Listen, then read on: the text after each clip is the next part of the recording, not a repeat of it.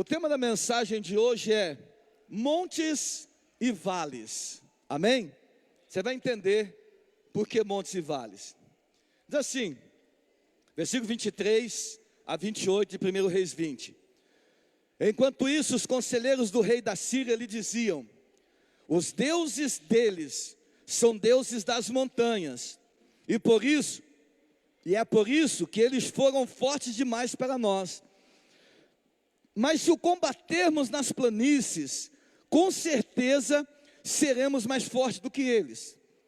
Deves tirar todos os reis dos seus comandos e substituí-los por outros comandantes.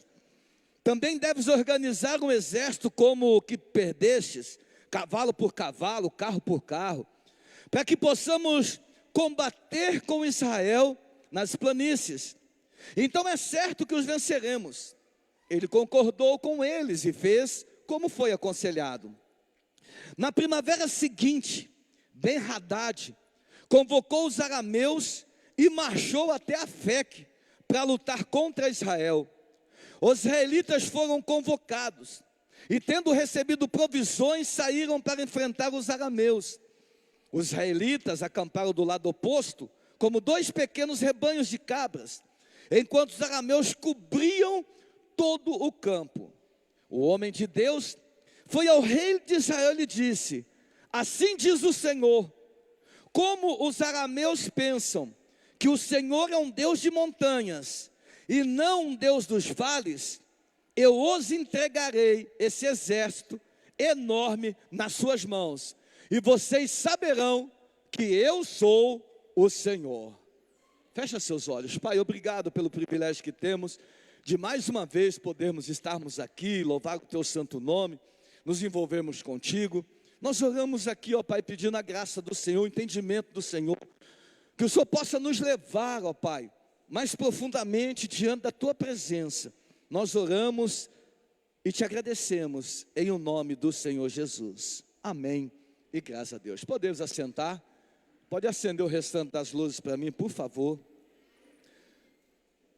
Quando nós começamos a ler esse versículo, nós começamos a ver que aqui houve realmente algo de uma direção de Deus ao povo de Israel. Os primeiros versículos desse capítulo que nós acabamos de ler, do capítulo 20, ele conta a história de Ben-Hadad e de Acabe. Ben-Hadad era rei da Síria, que era inimigo do povo de Israel, e Acabe era o rei de Israel na ocasião. E a Bíblia Sagrada diz que um dia Ben-Hadad chegou para esse rei Acabe e fez uma proposta, porque o exército da Síria era muito maior do que o exército do povo de Israel. E a minha Bíblia diz que Ben-Hadad falou para Acabe: olha, Acabe, vamos fazer o seguinte, vamos acabar com essa guerra. Você me libera as suas mulheres, as crianças e as riquezas de vocês, e eu libero o seu povo, não tem problema, mas eu quero que você libere as mulheres, as crianças, e você também libere para mim as riquezas. E Acabe, com medo de Ben-Hadad, aceitou a proposta. E aceita a proposta de uma forma estranha, porque ele libera. Mas daí a Bíblia Sagrada conta que, passado isso, Ben-Hadad não se conteve.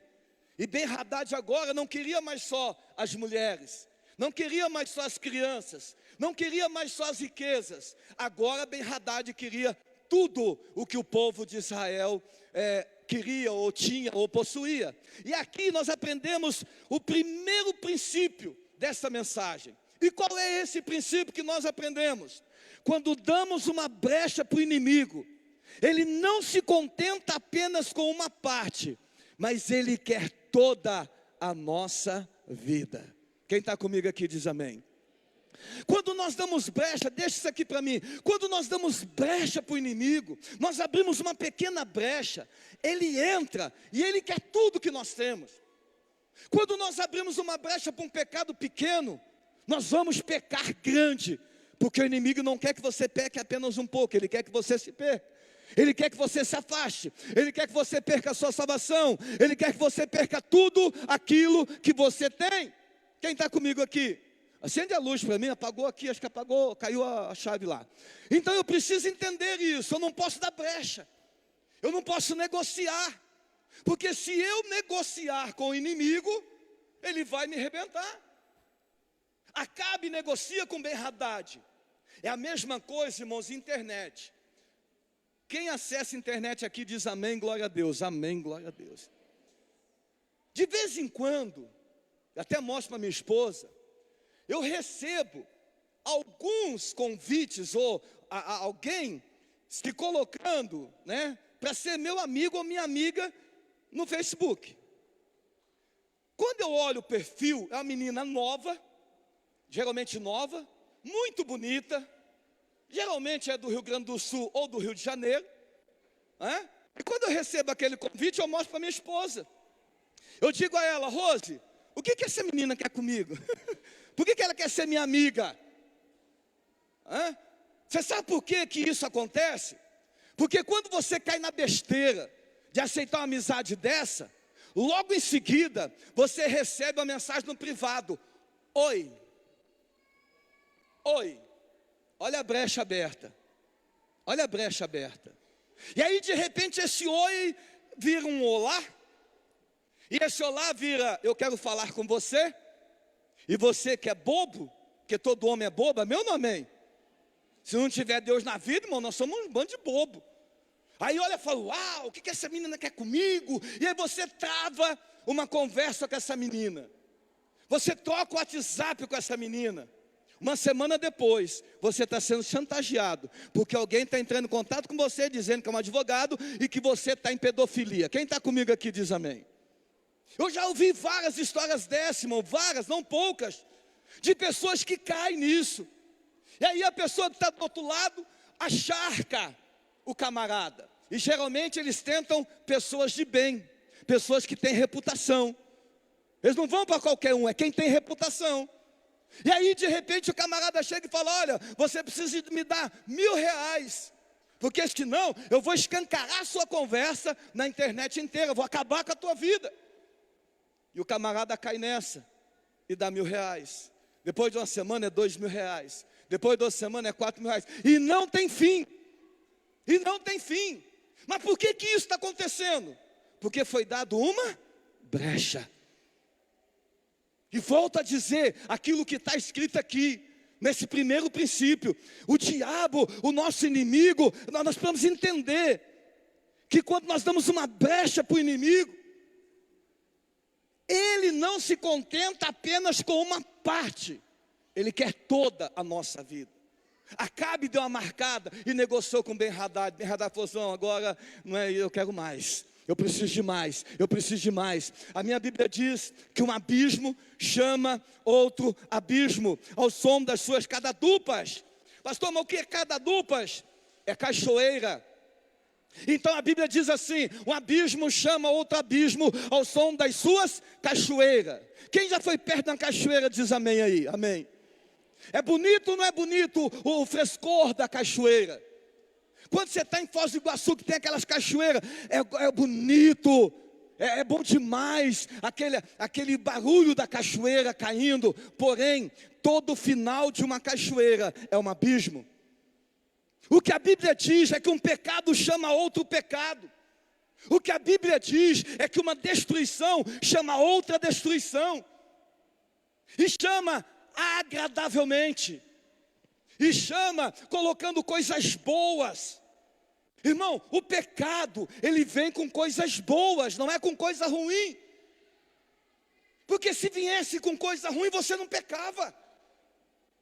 O pecado, ele aparentemente é bom, é agradável, ele desce redondo, ele te faz a cabeça, ele te deixa numa brisa.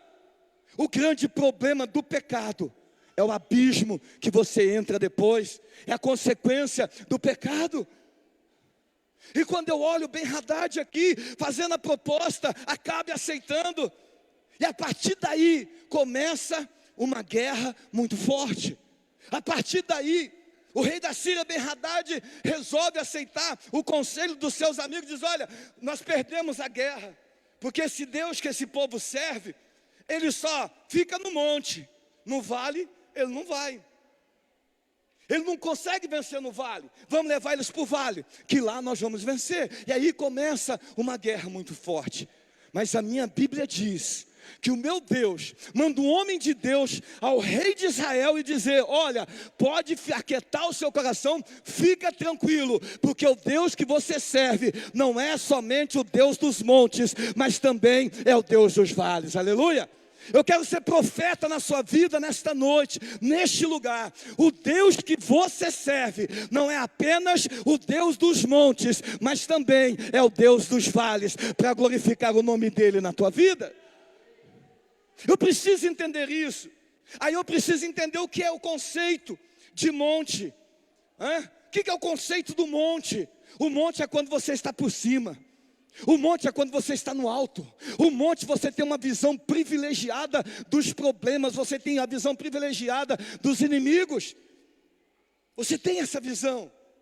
Mas quando nós estamos no monte, muitas vezes nós acochambramos. Muitas vezes nós empunhamos as armas no chão. Nós deixamos de lutar porque nós estamos no monte. Nós estamos no auge. Eu nunca vi ninguém cair do baixo.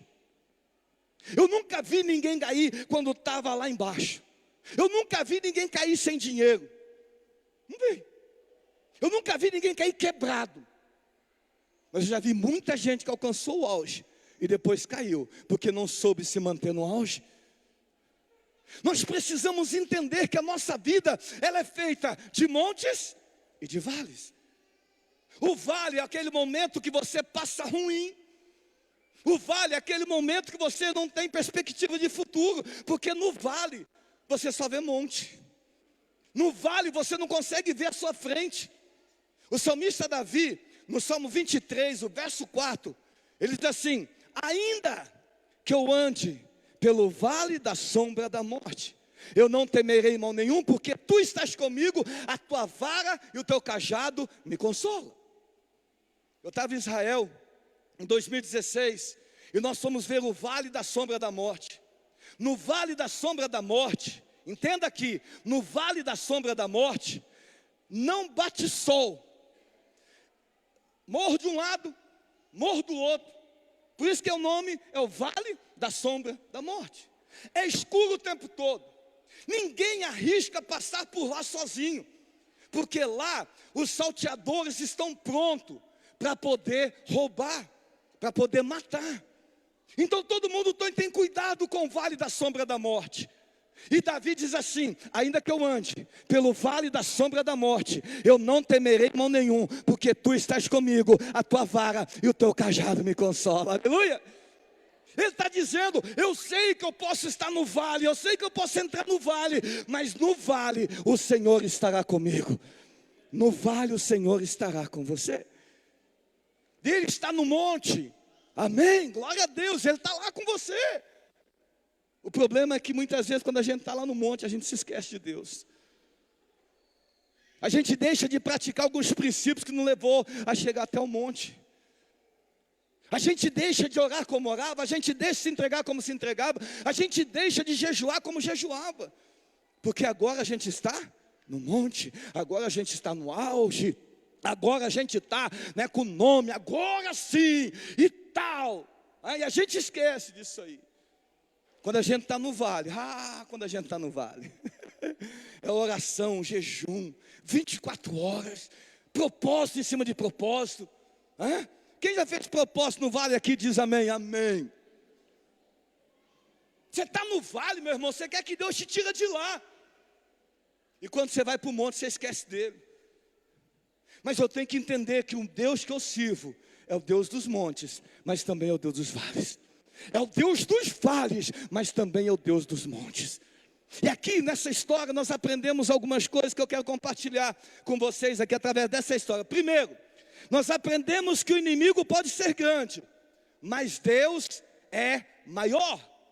Você comigo, o inimigo, mas fala forte, fala, o inimigo pode ser grande, mas Deus é maior. É a primeira coisa que eu preciso entender. Olha só o que diz aqui, 1 Reis capítulo 20, E o versículo 13 diz assim, ó: nesta ocasião, tá certo aí?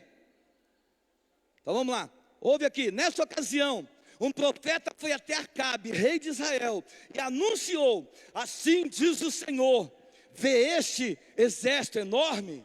Hoje eu os entregarei nas suas mãos, então saberá que eu sou o Senhor. Então a primeira coisa que eu entendo, irmão, podemos passar por luta, por adversidade? Sim, e vamos passar. Você não vai ouvir eu falar outra coisa aqui. Eu estava conversando com o Giovanni ontem aqui. Alguns sustos que a gente leva em problema e adversidade, mas a gente sabe que vai passar. É promessa do Senhor, e a gente se assusta com isso ainda. Mas o grande problema nosso é que às vezes nós perdemos a fé no Deus que é maior do que qualquer problema e qualquer dilema. Nós fazemos do problema algo grande. Eu creio aqui que para Deus ter mandado o homem dele para falar com Acabe, Acabe deve ter ficado com medo. Acabe brunhou o coração dele. E agora, nós vamos fazer? O que nós vamos fazer? Mas o Deus que nós servimos é um Deus que é maior do que qualquer exército que se levanta contra nós. A Bíblia diz: mais são os que estão do seu lado do que aqueles que se levantam contra você. Os problemas, eles não podem ser maior do que o Deus que você serve. O Deus que você serve é maior. E ele manda dizer, ele fala, fala para o rei Acabe aí, ó: é grande o exército, é enorme o exército, mas eu vou entregá-los nas tuas mãos. Isso me faz lembrar de Gideão, quando Gideão é chamado para guerrear. Ele faz um levantamento e diz: olha, vamos lá, nós vamos guerrear. 10 mil pessoas aparecem. 10 mil, muita gente. Ele dá uma primeira peneirada ali, 9.700 vai embora, fica só 300. E a minha Bíblia diz que com 300 homens, Deus deu a vitória a Gideão. Não é a quantidade de pessoas que está ao seu lado, mas é quem está dirigindo essas pessoas ao seu lado. Quem está comigo aqui? É o Deus que você serve. Então eu preciso entender que numa guerra, eu preciso entender isso, que o meu Deus é maior do que o exército está se levantando contra a minha vida. Meu Deus é maior. Não tem um Deus maior do que o nosso Deus. Não existe um Deus maior. Segundo, tem um texto aqui, não está aí, mas em 2 Crônicas, deixa eu ler ele aqui. 2 Crônicas, capítulo 20, o versículo 13. Diz assim, ó, ainda para Acabe, esse texto. 2 Crônicas, capítulo 20, versículo 15. Diz assim, ó, está aí? E ele disse: escutem todos os que vivem em Judá e Jerusalém, e o rei Josafá, assim diz o Senhor: não tenham medo, nem fiquem desanimados por causa desse exército enorme, pois a batalha não é de vocês, mas é de Deus. Aleluia. Eu estou para pregar uma mensagem, irmão, sobre a batalha, e foi logo que a gente veio para cá, na inauguração da igreja, passou muita coisa, aconteceu muita coisa, né? No primeiro culto, na realidade, da igreja, dia 4 de setembro aqui, nós passamos aí um mês, né? Eu, minha esposa, minha família, angustiado, mas angustiado demais da conta. E nesse inteirinho, Deus colocou algo no meu coração, dentro de uma mensagem que nós ouvimos, onde Deus falava assim: nessa peleja, não tereis que pelejar. Olha aqui para mim, eu vou dar um spoiler. Tem peleja que você tem que pelejar. Quem está comigo aqui? Tem luta que você tem que lutar. Tem batalha que você tem que batalhar. Mas tem coisa que é só na mão de Deus. É só na mão de Deus. Quando essa palavra veio, nós entregamos na mão de Deus. Estamos glorificando o nome do Senhor aqui em Campo Mourão. Quem está comigo aqui? É isso que nós temos que entender. Quando o 2 Crônicas aqui, Deus manda uma palavra para o rei Josafá, ele diz assim, ó: não tenham medo e nem fiquem desanimados. Porque o grande problema do inimigo da nossa alma, irmãos, é que ele quer nos desanimar de servir a Deus, de lutar a nossa luta, de vencer as nossas batalhas. E quando ele coloca o desânimo, irmão, só pela graça para animar de novo. Só pela graça. Eu estava ouvindo essa semana um camarada na rádio, na CBN, ele estava falando sobre a questão da depressão, e ele estava falando sobre a questão do desânimo. Uau! A medicina trata isso de uma forma assim, sabe, que eles não sabem o que fazer, e tem que fazer isso, tem que fazer aquilo, dá vontade de mandar mensagem para falar: confia em Deus, porque Ele vai te fortalecer e vai tirar o desânimo em nome de Jesus. Não desanimem, não retrocedam, mas avança, porque lá na frente a bênção do Senhor está preparada. Quem está comigo aqui? Segundo, nós aprendemos que nos lugares altos também se travam grandes batalhas. A segunda coisa que nós aprendemos aqui é que em lugares altos também se travam grandes batalhas. Olha o que diz aqui 1 Reis, capítulo 20, de 15 a 21. Diz assim, ó: então Acabe convocou os jovens soldados dos líderes da província, 232 homens. Em seguida reuniu o restante dos israelitas, 7.000 ao todo. Eles partiram ao meio-dia, enquanto Ben-Hadad e os 32 reis aliados a ele estavam se embriagando nas suas tendas. Os jovens soldados dos líderes das províncias saíram primeiro. Nisso, uma patrulha de Ben-Hadad informou: saíram alguns homens de Samaria. Ele disse que quer tenham saído para a paz, quer para a guerra, tragam-nos vivos. Os jovens soldados dos líderes da província marcharam para fora da cidade com o exército na retaguarda. Cada um matou o seu adversário. Diante disso, os arameus fugiram, perseguidos pelos israelitas. Mas Ben-Hadad, rei da Síria, escapou a cavalo com alguns de seus cavaleiros. O rei de Israel avançou e matou os cavalos e destruiu os carros de guerra e infligiu pesadas baixas aos arameus. Aqui é o início da história. O povo de Israel estava onde? No monte. Veio um monte de inimigo contra o povo de Israel.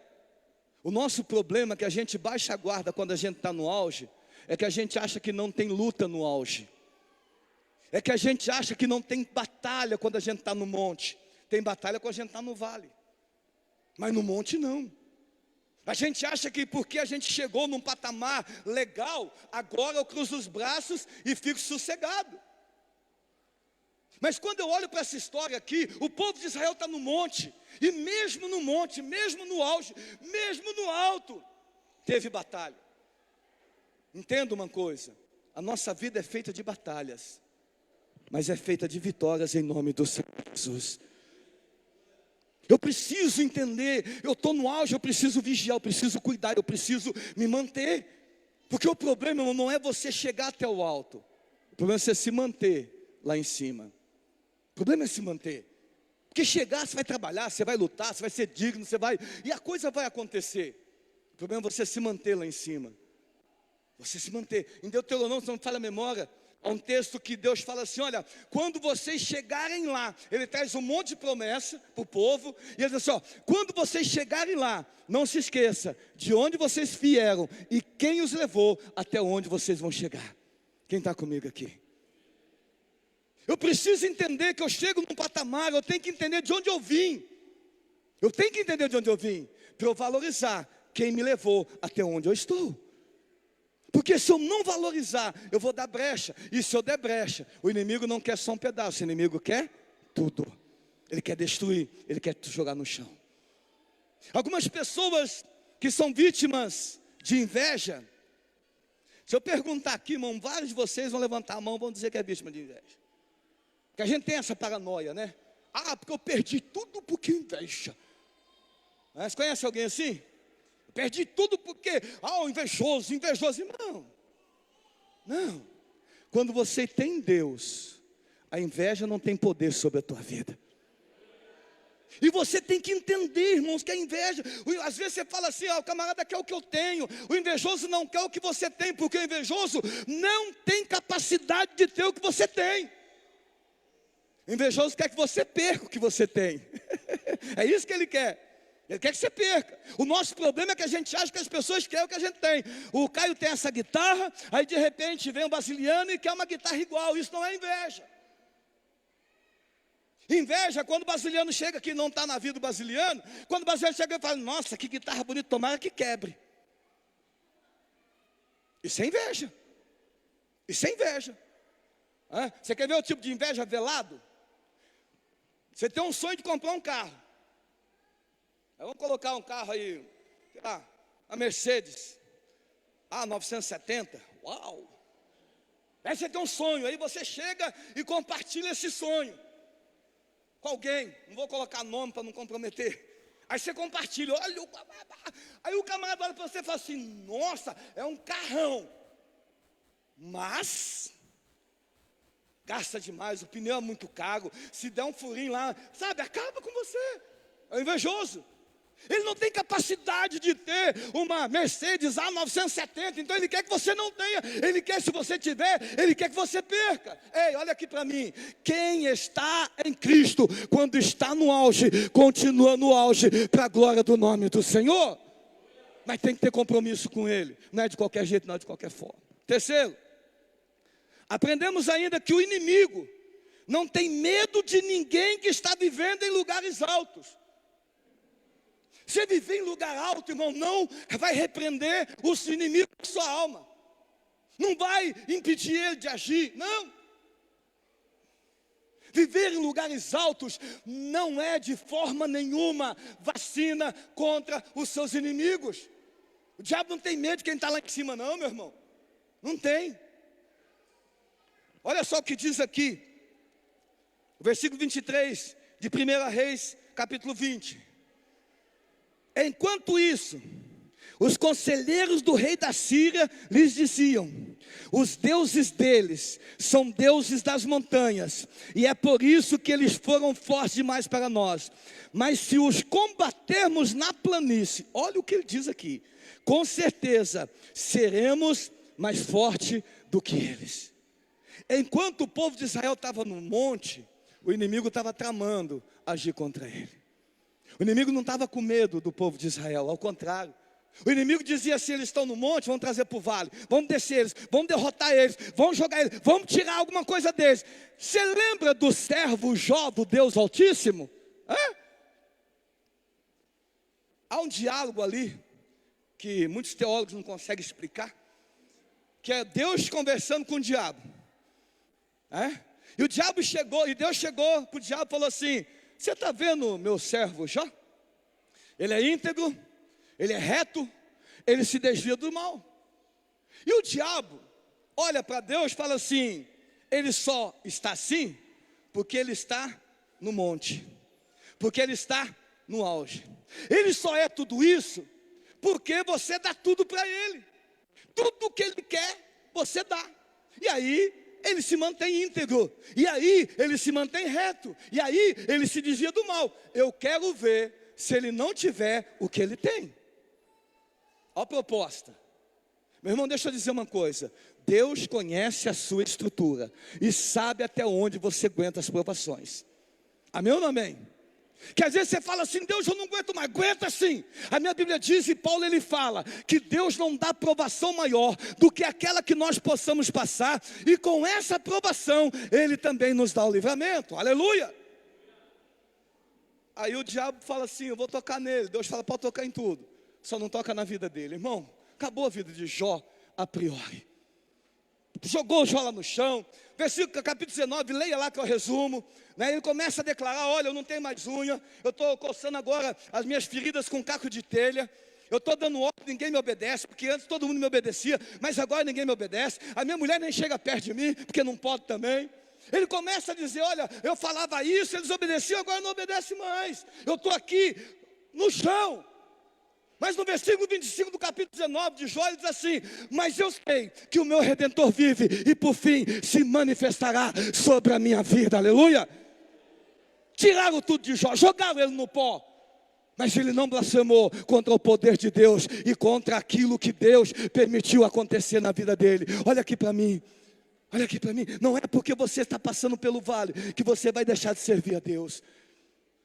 É no vale que a nossa fé ela é provada. É no vale que a nossa confiança em Deus é provada. Nós não podemos deixar de confiar em Deus porque estamos passando por problema ou por adversidade. Não podemos. Temos que levantar a cabeça e dizer, não, o Senhor está me fortalecendo dia após dia. O maná do Senhor é para todo dia de manhã. Quem está aqui? Ele te fortalece todo dia de manhã, todo dia as misericórdias dele se renovam, todo dia ele está junto com você, porque ele não é apenas o Deus do vale, mas ele também não é apenas o Deus dos montes, mas também é o Deus do vale. E ele não é apenas o Deus do vale, mas ele também é o Deus dos montes, aleluia. E para terminar aqui, quarto, o que nós aprendemos aqui nessa lição? Aprendemos que seja no monte ou no vale, Deus mostrará para o inimigo que a força dele não é nada diante da força do Deus que você serve. Esse Deus que eu estou falando aqui em cima desse altar, é o Deus que você serve, é o Deus que você busca, é o Deus que você é fiel, é o Deus que te tirou, é o Deus que te transformou, é o Deus que vai te levar a morar na eternidade junto com Ele, aleluia. É esse Deus. Olha só o que diz aqui, o versículo 27 e o versículo 28, ainda de 1 Reis 20. Os israelitas foram convocados, e tendo recebido provisões, saíram para enfrentar os arameus. Os israelitas acamparam do lado oposto, como 2 pequenos rebanhos de cabra. Irmãos, eu vou repetir isso aqui, presta atenção. Os israelitas acamparam no lado oposto. Como que eles acamparam? Como 2 pequenos rebanhos de cabras. Pequenininho, rebanho pequeno, quase nada, quase ninguém. Mas olha só aqui, ó, presta atenção. Enquanto os arameus cobriam todo o campo. Ei, olha só, versículo 28. O homem de Deus foi ao rei de Israel e disse: assim diz o Senhor, como os arameus pensam que o Senhor é um Deus das montanhas e não dos vales, eu entregarei esse exército enorme nas tuas mãos, e você saberá, e saberão que eu sou o Senhor, aleluia. É maior, meu irmão, é maior, é muito maior. O nosso problema é que a gente perdeu a visão da grandeza desse Deus. Nós perdemos a visão, nós encaixamos prosperidade, nós encaixotamos Deus na cura, nós encaixotamos Deus numa vida melhor aqui. Ei, Deus tem o poder para te dar uma vida melhor aqui, sim ou não? Glória a Deus, mas não pode ser esse o meu foco, não pode ser essa a minha motivação de servir a Deus. Porque quando eu olho para a vida de Jó, Deus deu a Jó, Deus tirou de Jó, e ele diz: louvado seja o nome do Senhor. Eu preciso entender isso, eu preciso viver esta palavra viva dentro do meu coração, da minha alma. Você sabe por que as pessoas desistem de servir a Deus? Porque servem a Deus por aquilo que Ele pode dar e não por aquilo que Ele é. Eu vou repetir. As pessoas desistem de servir a Deus porque servem a Deus por aquilo que Ele pode dar e não por aquilo que Ele é. Quando eu sirvo a Deus por quem Ele é, meu irmão, eu posso andar pelo vale da sombra da morte e Ele estará comigo, aleluia. Eu posso enfrentar problemas e adversidades, Ele estará comigo. Ele não me abandonou, e a promessa de Jesus está conosco até a consumação dos séculos. Porque a nossa vida sem Jesus não tem sentido. O nosso evangelho sem Jesus não tem sentido. Todo o evangelho, toda a Bíblia Sagrada, ela vai culminar em Jesus Cristo, porque é Ele, o autor e consumador da nossa fé. É nele que nós cremos, é nele que nós existimos, e é por Ele que nós existimos. Não tem outra motivação na nossa vida. E Ele é o Deus dos montes, é o Deus dos vales. E Ele está no vale e Ele está no monte, porque Ele é o grande eu sou, e vai continuar sendo o grande eu sou, independente daquilo que nós passamos ou não. Quando eu entendo isso, Denilson, eu ando de cabeça erguida. Tem pedra no caminho? Tem. Tem espinho no caminho? Tem, mas a sola do meu pé é grossa, aleluia. A sola do meu pé é que nem sola de criança, ou de pé de criança. Tem umas crianças, o chão está fervendo, a criança está lá pisando no chão, está cheio de pedra, a criança está lá pisando nas pedras. E não machuca, irmão. Quando você acredita no grande eu sou, a tua vida é dessa forma. Não importa o caminho pelo qual você está trilhando, importa quem está do seu lado. Se coloque todos em pé em nome do Senhor Jesus. Oh, aleluia. Oh, ao mover do nosso Deus sobre as nossas vidas, nos levando a vivermos dias melhores.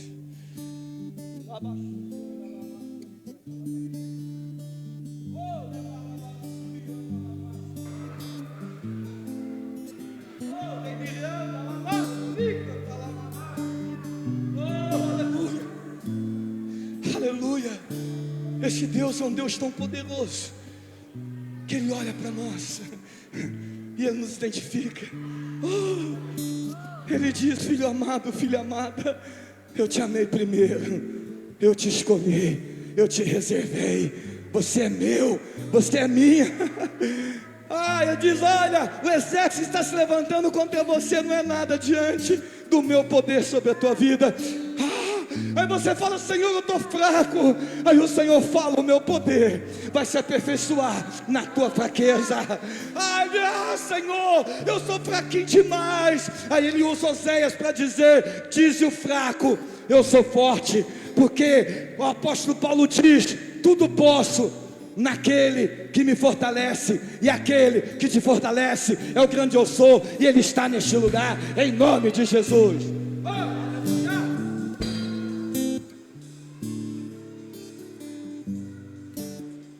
Quero viver perto de ti. Declara assim: sei que és real e vives em mim. Quero ouvir a voz dos anjos cantando em uma só voz. Aleluia. Santo, santo, poderoso, o grande eu sou, que é digno. Declara assim: não há outro. Bem forte. Poderoso, o grande eu sou.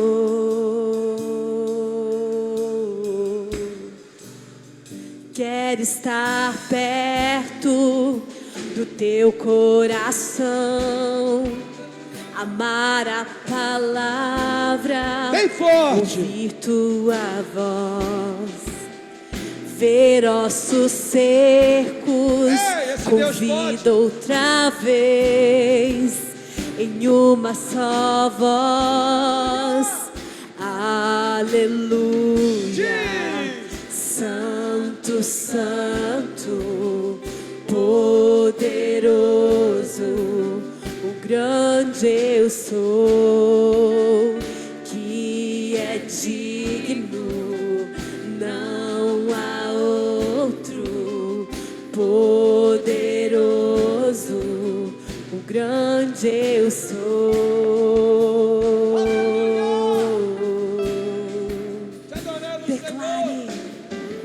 Montanhas se abalam, demônios fugirão ao ouvir que o Senhor Jesus é o Rei dos Reis. Não há poder no inferno, nada resistirá diante da presença e do poder do grande eu sou. O grande eu sou, o grande eu sou. Adora o grande eu sou. Tira o pé do chão. O grande eu sou, o grande eu sou, o grande eu sou.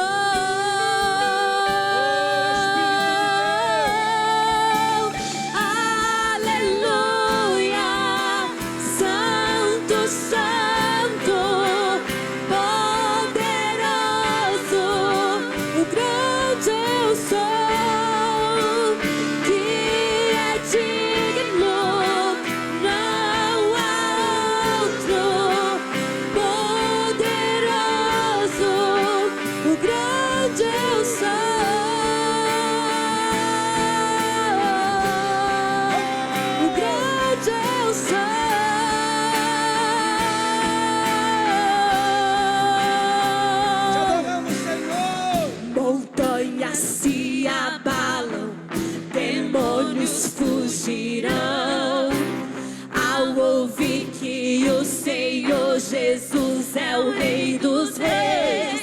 Não há poder no inferno, nada resistirá diante da presença e do poder do grande eu sou. O grande eu sou, o grande eu sou,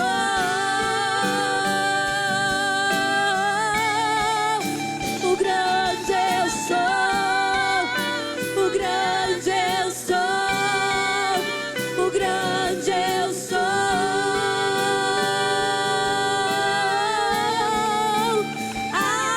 Aleluia, Santo, Santo, poderoso, o grande eu sou, que é digno, não há outro, poderoso, o grande eu sou,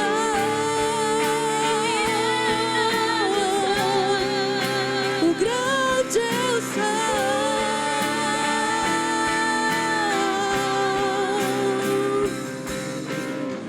Nós te adoramos, ó Pai, porque Tu és o nosso Deus.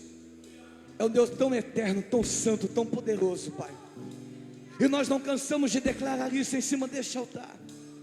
Nada poderá, ó Pai, nos resistir todos os dias, porque a Tua palavra diz que assim como o Senhor foi com Moisés, o Senhor iria com Josué, e nós tomamos essa palavra para nós, ó Pai. Assim como o Senhor foi com Moisés, o Senhor é conosco, o Senhor caminha conosco, o Senhor é o grande eu sou. Então, meu Deus e meu Pai, que nesta noite, Senhor, diante da Tua presença, vidas se prostrem, pessoas, meu Deus e meu Pai, possam entender a Tua grandeza, possa acalmar o coração, porque, meu Deus, nós vivemos em um tempo de angústia, nós vivemos um tempo, meu Deus e meu Pai, de falta de direção. Mas quando nós entendemos o Senhor, quando nós olhamos para o Senhor, quando nós visualizamos o Senhor, ó Pai, a nossa vida muda. Ah, meu Deus e meu Pai, tudo é novo, tudo é poderoso, tudo é possível, porque a Tua palavra diz que tudo é possível àquele que crê, Pai. E nós sabemos, ó Pai, que nós estamos em uma igreja que crê, homens e mulheres que creem. Ah, meu Deus e meu Pai, nós ensinamos a fé no Senhor Jesus Cristo, a fé salvífica, mas ensinamos também, ó Pai, a fé que faz com que nós vivamos aqui e comamos o melhor da terra, baseado na Tua palavra, Senhor. Nós queremos, meu Deus e meu Pai, ter força do Senhor aqui neste lugar. Ah, meu Deus, homens e mulheres que porventura entraram desanimados por essa porta, meu Deus, recebem neste momento o dínamo, recebe neste momento o poder, recebe neste momento a unção do Senhor, ó Pai. Enche a Tua igreja, enche a Tua igreja, enche a Tua igreja pela unção de perseverança, a unção da continuidade. Ah, meu Deus e meu Pai, eu repreendo aqui tudo aquilo que é de contrário, toda depressão, toda pressão, ah, meu Deus, todo desânimo, que bata em retirada agora. Ei, Senhor, e que o dínamo do Senhor, o power do Senhor, o poder do Senhor esteja encalacrado em cada vida, em cada lugar, nesta noite, em nome do Senhor Jesus, em nome de Jesus, em nome de Jesus. Oh, aleluia. Olha aqui, presta atenção. Eu sei que a nossa vida, como eu disse lá atrás, é feita de momentos altos. Estamos no monte, em momentos ruins estamos no vale, mas eu disse também que tanto no vale quanto no monte Deus está conosco. Deus está agarrado com a gente, Deus está firmando a mão dele na nossa vida e está nos fortalecendo a cada momento. Talvez você não tenha vivido isso na tua vida, talvez você não tenha vivido a plenitude do Senhor porque você não o conhecia de verdade. Talvez você pintaram para você um Deus que resolve problema, e o Deus que nós servimos não é um Deus que soluciona problema, mas é um Deus que te fortalece para enfrentar de cabeça erguida os dilemas da vida. Talvez nunca ensinaram isso para você, talvez você tenha esse entendimento nessa noite, e você diz: olha, eu quero viver isso intensamente, eu quero conhecer mais desse Deus, eu quero entregar minha vida ao Senhor Jesus, eu quero ter essa experiência, eu quero poder viver isso autêntico na minha veia, sangue correndo. Menino que aceitou Jesus por esses dias me ligou e disse: pastor, eu quero saber como que eu faço daqui para frente, eu tenho que parar de usar bermuda, pastor, ensina para mim. Pastor, eu tenho que parar de usar calça jeans, pastor, eu preciso usar agora, a partir de agora, só calça social, ensina para mim, pastor. Eu não posso mais usar camisa cavada, pastor, ensina para mim, pastor.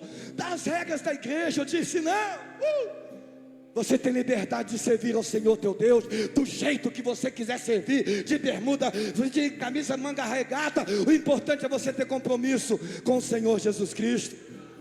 O que o Senhor Jesus está preocupado é como Ele te vê. Minha esposa hoje estava conversando, ela estava dizendo sobre Asaf, e sobre louvor, e sobre adoração. Deus não precisa de louvor, amém ou não amém? Deus não precisa de louvor, porque tem anjos lá e adoradores 24 horas por dia cantando e louvando o nome dele. Deus não precisa de cântico, Deus precisa de Asafes, Deus precisa de Andrés, Deus precisa de Maíras, de Maiaras, Deus precisa de Kiara, Deus precisa de Caio, Deus precisa de Heitor, Deus precisa de Felipe, Deus precisa de Johanna, Deus precisa de você. Um coração quebrantado diante do Pai, uma vida de entrega. Deus não precisa de religiosos, Deus precisa de corações quebrantados.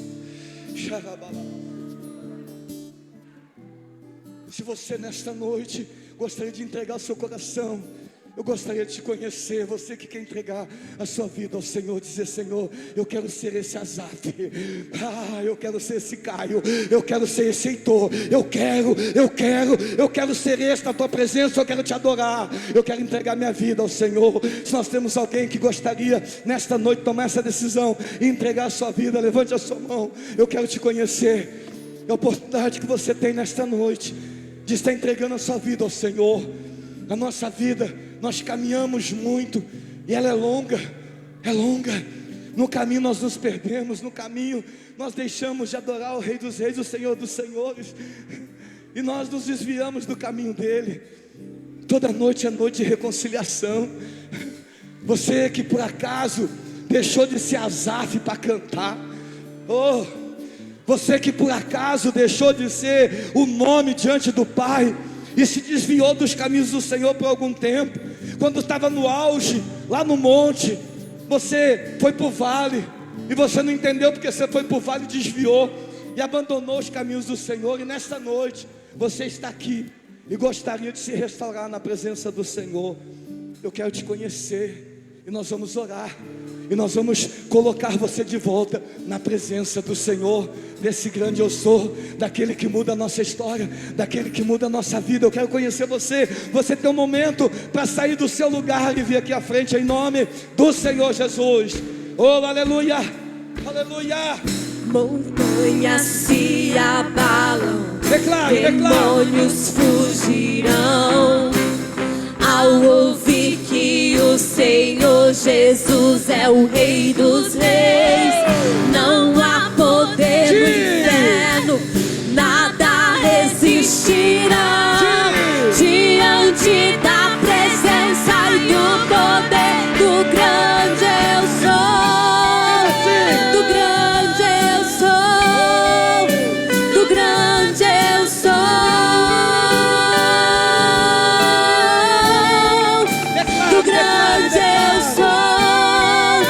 Do grande eu sou,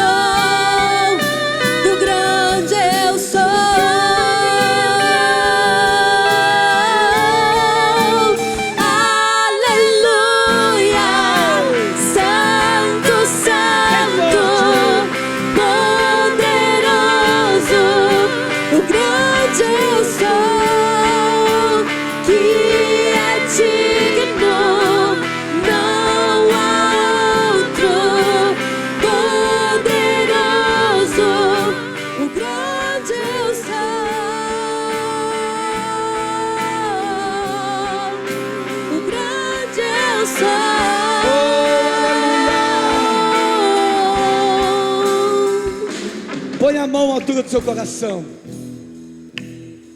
Liga o seu pensamento ao Pai.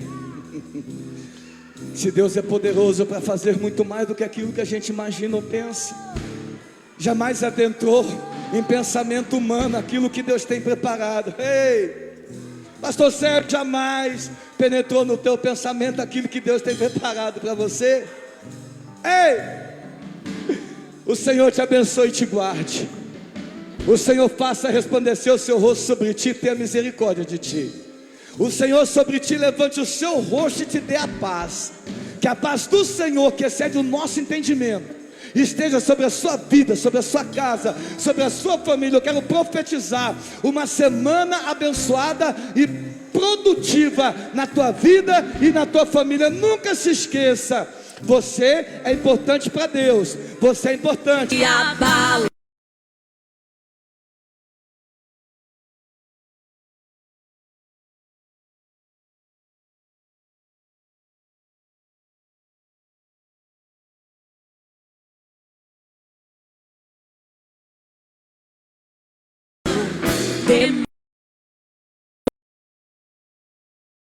Ouvi que o Senhor Jesus é o Rei dos Reis.